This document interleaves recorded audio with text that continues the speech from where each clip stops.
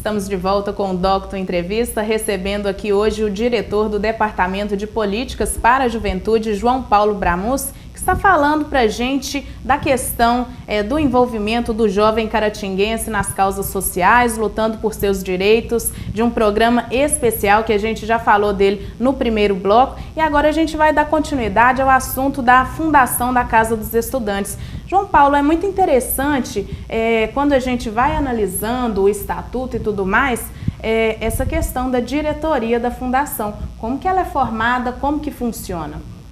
Bom, pelo que consta no estatuto, a fundação seria dirigida por um conselho patrimonial, composto por 2 estudantes, um ex-aluno, um estudante do curso do 2º ou 3º ano do ensino secundário, um professor.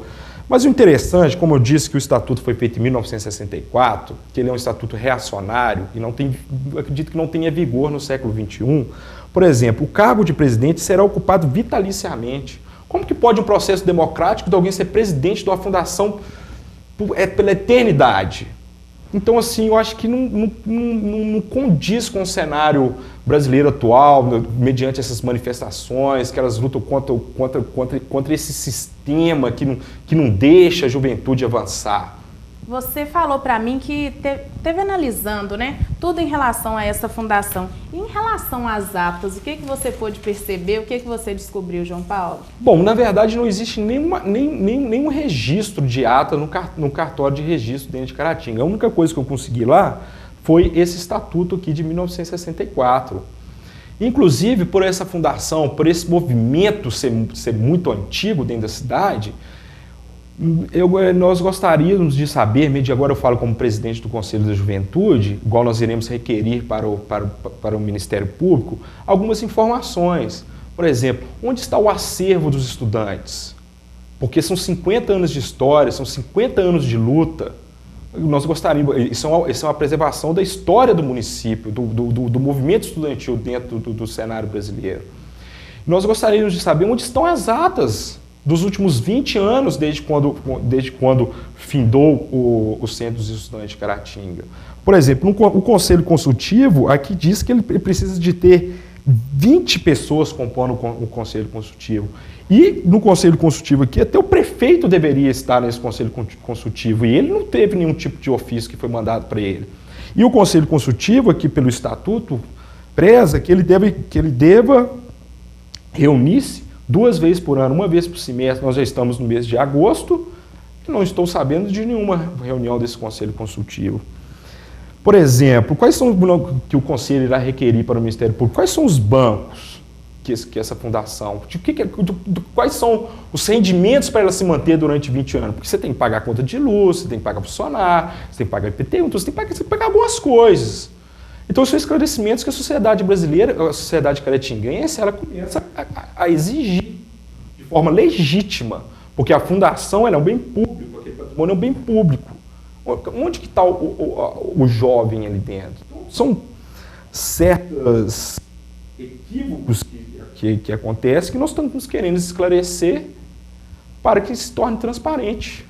João Paulo, e como que a gente faz para reverter essa situação? Com a volta do Centro dos Estudantes, essa realidade pode ser diferente? Nossa, essa realidade, ela já iniciou o processo e com certeza ela vai ser diferente, que a partir do momento que o movimento estudantil, a reestruturação dos grêmios, tanto na sede do município como nos distritos também, porque nós queremos incluir os distritos dentro do debate aqui na sede.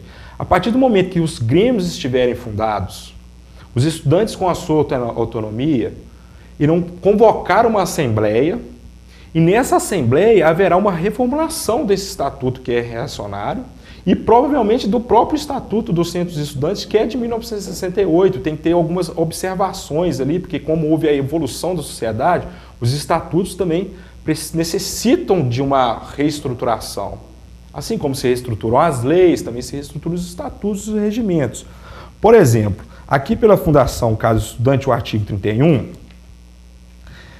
parágrafo único, no caso de ser impossível a realização de seus fins, que é o objeto da finalidade da Fundação, a diretoria, conjuntamente com os conselhos e com a comissão executiva, mediante aprovação da autoridade competente, Código Civil, artigo 28, número 3, caberá declarar extinta a fundação, passando seus atuais bens patrimoniais para outra fundação ou associação que tiver o mesmo objetivo. O que é o meu entendimento em cima disso aqui? A partir do momento que fundar, que tiver um representante, o presidente do Centro dos Estudantes, ele tem a autonomia e a competência para convocar uma comissão para fazer essa reformulação do estatuto e trazer para os dias atuais e para dentro da classe juvenil o que é interessante que se componha dentro da Fundação Casas Estudantes. João Paulo, você que já conhece assim outros lugares, a realidade de outros lugares, isso já existe, essa realidade, essa nova realidade com o Centro dos Estudantes em outros locais ou Caratinga será uma referência? Bom, eu tenho conhecimento, por exemplo, assim, existe a UBS, a UNE, a UCMG, que são entidades de nível estadual e federal. Eu acredito que cada cidade, na sua peculiaridade, na sua história, teve alguma influência do movimento estudantil dentro dela. Agora, aqui dentro de Caratinga, aqui da nossa região, da nossa regional, o Centro dos Estudantes sempre foi e será, como cidade polo, que é a representatividade máxima dos estudantes aqui dentro de Caratinga.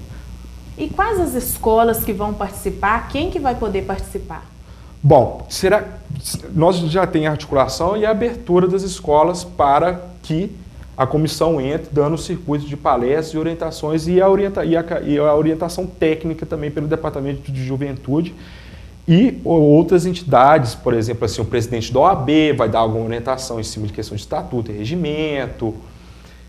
E poderá ir conosco nas escolas quem quiser. Quem tiver interesse, aptidão e luta pela causa dos estudantes, é só entrar em contato com o Departamento de Juventude, que nós vamos fazer um cronograma que iremos entregar para as superintendências de ensino, e poderá ir conosco na escola e dar sua palavra, seu entendimento para os alunos. O que nós queremos é que seja uma coisa, um cooperativismo, um envolvimento de toda a sociedade para levantar essa população juvenil que vive à margem.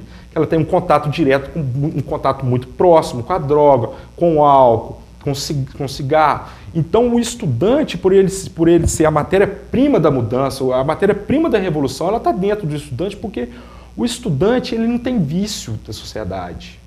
Ele ainda está aprendendo. Então, ele aprende com os erros e com os acertos.